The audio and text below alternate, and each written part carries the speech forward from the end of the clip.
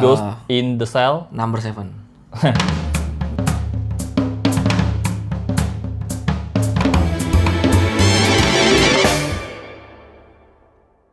Assalamualaikum warahmatullahi wabarakatuh. Waalaikumsalam Teman-teman warahmatullahi semua, gue adalah Gray dan ini Nur. Dalam beberapa video ke depan kita akan mencoba untuk mereview film-film yang sudah kita tonton karena we are just an average movie enjoyer. Dan Ya, ini review amatur ya. film pertama yang akan kita review baru saja kita tonton tadi banget adalah Ghost in the Cell. Number 7. Ghost in the Cell number 7. Setannya anak-anak. Ghost in the Cell. Ghost in the Cell karyanya Joko Anwar. Iya, Jokan. Ceritanya ini tentang di sebuah penjara di mana penjara ini cukup chaos, banyak konflik. Iya, terus Tiba-tiba ada hantu. muncul teror. Jadi hantunya tuh nyerang orang-orang yang ada di dalam penjara. Nah, yang diserang ini spesifik yang punya energi negatif. Energi negatif. Akhirnya di sini mereka berusaha gimana caranya di penjara itu energi jadi positif. Ya. Agar terornya hilang. Nah, kenapa ada teror itu? Bisa disaksikan di filmnya. Menurut lu suka? Suka. Ini film yang sangat-sangat menyenangkan dari Joko Anwar. Iya, benar. Sebelumnya itu kita pernah marah-marah, kita nonton film pengepungan di Bukit Duri. Tuh, sampah. Dari parkiran motor Ya, sampai kita nyampe rumah, itu kita masih ngomel-ngomel ngoceh. Film itu bagi kita Itu film apa sih itu nggak? pengalaman terburuk menonton film. Khususnya filmnya Joko Anwar ya. Iya, Itu film karena Joko ekspektasinya kalau Joko Anwar tuh tinggi gitu, Ya, tapi betul. ternyata dikecewakan di situ. Di film ini Joko Anwar menurut gue berhasil ngebikin film yang akhirnya ini jokan banget, ini standarnya jokan tuh harusnya begini. Yang ini menurutku nggak. Oh, Karena gitu? beda. Karena kan ini film yang beda dari gaya Joko Anwar. Karena aku referensinya kan dari Pengepungan Bukit Duri sama Iya, Pengabdi Setan. Pengabdi Setan sama Siksa Kubur. Siksa kubur gua skip tuh. Iya, ini film yang menyenangkan dari Joko Anwar dan sangat-sangat menyenangkan. Iya. Nah, maksud gue ini standar Joko Anwar adalah karena Joko Anwar itu selalu ada hal-hal baru di filmnya. Ngerti nggak sih? Ada treatment baru yang mungkin kita di Indonesia ya khususnya ya. Iya. Belum kita lihat di banyak Tapi film ini masih lain. kerasa filmnya Joko Anwar kok. Iya, makanya. Tapi ini masih kerasa filmnya Kayak di Joko film dia yang apa? Perempuan Tanah Jahanam. Iya. Itu kan cukup fresh kan? Iya. Nah, itu Joko Anwar berhasil mengembalikan perasaan itu. Kita nontonnya, wah ini Ya. keren banget itu. Bagus film Perempatan Tanah Jahanam. Perempatan anjing. Oke, jadi film ini Ghost in the Cell ini itu genrenya horror komedi. Ya, Horror komedi. selalu dibilang Joko Anwar itu kan horror komedi, tapi kita tuh selalu ngeliat di trailer itu horror gitu. Ya, Nah, betul. gue purely penasaran di mana komedinya. Ternyata memang harus nonton. Harus nonton. Baru Ini tahu di mana komedinya. film yang seru banget komedinya. Yang bikin menurut lu suka banget apa? Ya karena ini film yang menyenangkan dari Joko Anwar. Komedinya masuk, komedinya lucu, horornya juga bagus, gore-nya juga dapet. Walaupun ini nggak yang se-horor yang kalian lihat di trailer ya. Iya bener sih. Iya. Sama ini banyak komedi-komedi satir yang diselipin. Makanya Jokan itu kan ngomong apa tadi? Film ini tuh kayak miniaturnya miniatur Indonesia. Betul sekali. Ya kalau dari gue sih, gue juga suka karena ini berhasil ngebikin kita tuh ketawanya tuh gokil gitu. Maksudnya Gokil, ketawanya seru. tuh terpinggal-pinggal. Bahkan komedinya tuh nggak expect bakal kayak gitu itu. Apa ya? Gue mau ngomong kasar, anjing banget itu. Iya anjing. Itu terlalu salah satu anjing. komedi tolol loh. Iya, komedi tuh tolol banget. Itu Nggak komedi expect tolol, bakal nggak kayak expect. gini. Dan ini keluar dari Joko Anwar loh. Ya, dan dieksekusinya bagus banget.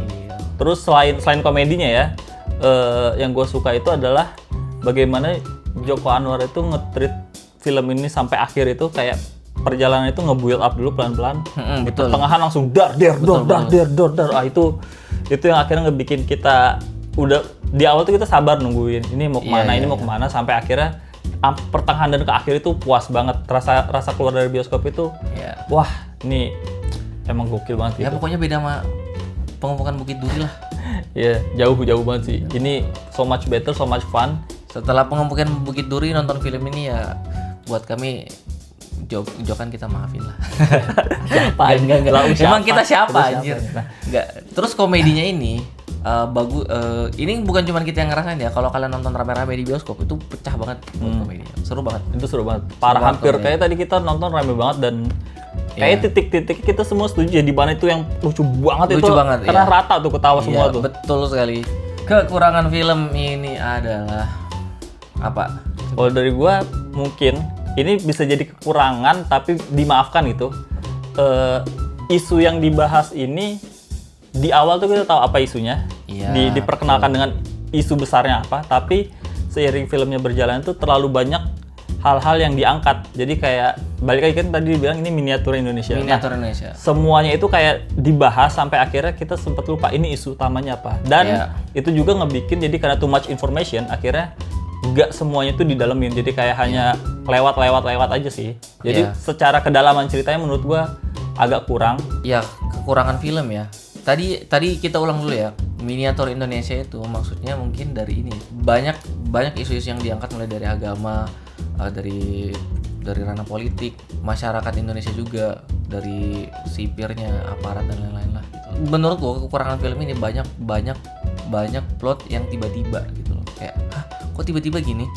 Kok tiba-tiba gini? Iya lagi. Kok tiba-tiba gini? Iya lagi. Itu kayak sesuatu yang plot yang terlalu dipaksa di dalam film. Cuman itu bisa dimaafin karena filmnya itu seru dan ini tuh genrenya komedi. Jadi itu masih bisa jadi akhirnya dimaafin kayak banget. emang nggak butuh yang terlalu dalam banget lah ya. Iya, Nggak itu perlu nggak terlalu penjelasan dalam yang gimana-gimana. Emang ya udah ini fun aja gitu. Iya. Ya tapi itu bener sih banyak yang kayaknya penjelasannya terlalu diada-adain dalam arti loh kok tiba-tiba udah begini, kok tiba-tiba ketemu solusinya begini Terlalu gitu. dipaksa banget Kayak lah. nggak ada build up yang Iya.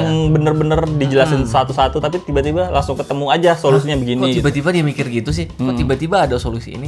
Itu tuh terlalu dipaksa. Cuman itu masih bisa dimaafin, masih bisa Bahkan diterima. penyebab teror itu terjadi pun kayak dangkal aja. Iya, itu pun terlalu flat tiba-tiba aja. gitu. Secara karakter juga itu nggak dikenalin secara mendalam, jadi dikenalin dari kulit-kulitnya doang. Iya, Misalnya ini karakter ini tuh kasusnya apa, karakternya kasusnya apa, nggak dijelasin. Jadi buat kita setiap karakter tuh mungkin nggak bakalan membekas di kita gitu setelah nonton. Aku nggak masalah dengan pendalaman karakter begitu, karena itu nanti bakalan biar itu nyambung ke jokes-jokes yang bakalan keluar dari mereka gitu. Ya, kayaknya emang kan dibikin gitu juga karena emang tujuan filmnya balik lagi ya ke komedinya ya, satir-satirnya itu. Satir. Dan itu menurutku film ini bukan dibikin biar kita tuh suka sama karakter-karakternya. Lebih ke kita tahu ngambil apa sih yang bisa kita dapat dari film, mungkin gitu ya. Adegan yang lu paling suka apa? Nah, adegan yang paling kusuka. Ini adegan yang paling kusuka ya. Ada scene di mana mereka itu curiga napi baru ini tuh yang membawa hantu ke dalam sel gitu. Terus di situ muncullah komedi-komedi mereka. Terus beberapa karakter yang awalnya itu cuman karakter belum dikeluarin jokesnya itu baru dikeluarin di sini. Dan itu lucu banget. Gitu. Masalah terkait agama. Terus tektokan mereka tuh bagus banget, lucu. Terus Lukman Sardi yang tiba-tiba jadi dosen karena dia awalnya kan dia emang dosen, terus kena kasus, ditipu dan lain-lain, tiba-tiba dia ngeluarin gitu. Terus dipatahin lagi karena ada celana dalam ganggu. Itu part paling lucu. Karena tektokan dari mereka juga seru. Kalau aku ya. Ya kalau gue tuh scene yang paling gue suka tuh yang di kamar mandi. Jadi itu adegannya ini adalah jokes yang paling bagus secara teknis. Jokesnya itu beda dari yang lain. Ini tuh tiba-tiba rasanya tuh kayak breaking the fourth wall. Jadi kan adegannya itu di kamar mandi. Ini badannya pada bagus-bagus semua, nih diliatin lagi mandi.